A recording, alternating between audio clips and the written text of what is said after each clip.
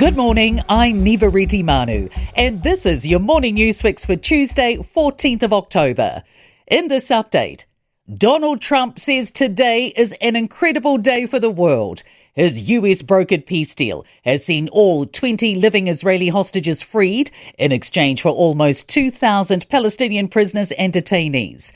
Trump and other world leaders have also signed a Gaza peace plan at a summit in Egypt. He says the deal will avert a third world war. This took 3,000 years to get to this point. Can you believe it? And it's going to hold up, too. It's going to hold up. Significant cost savings are on the way for the government over changes it's making to the KiwiSaver scheme. Forecasts suggest the government will save $2.467 billion over a 4-year period. The government's halved its maximum payment and per dollar contribution and removed it for a certain income threshold, as employee and employer contribution rates are set to gradually rise. A spokesman for Finance Minister Nicola Willis says higher savings are expected for KiwiSaver investors due to the increases in employer and employee contributions. A better picture is being painted for teachers as the government's move towards structured literacy sees results. After 20 weeks at school, 58% of students are at or above phonics expectations, compared to 36% in Term 1.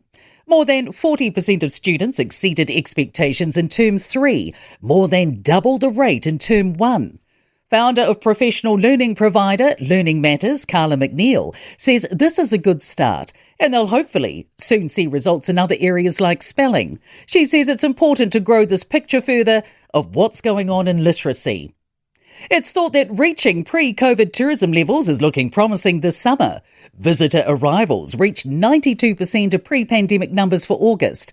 That's up on July's 87%.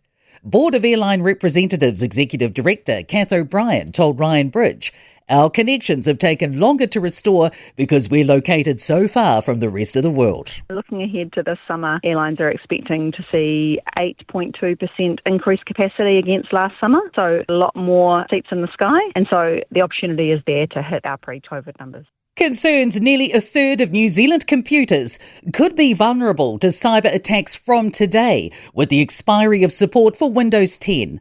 Microsoft's telling customers to update their devices for Windows 11 or pay to extend the support, which includes free security updates for another year. Consumer NZ estimates around 30% of New Zealand computers still run the operating system. Product test writer Nick Gelling says it's hard to predict the short-term impact of the support expiring, and he says there'll be no middleman between the user and viruses, so an attack could happen within days or months.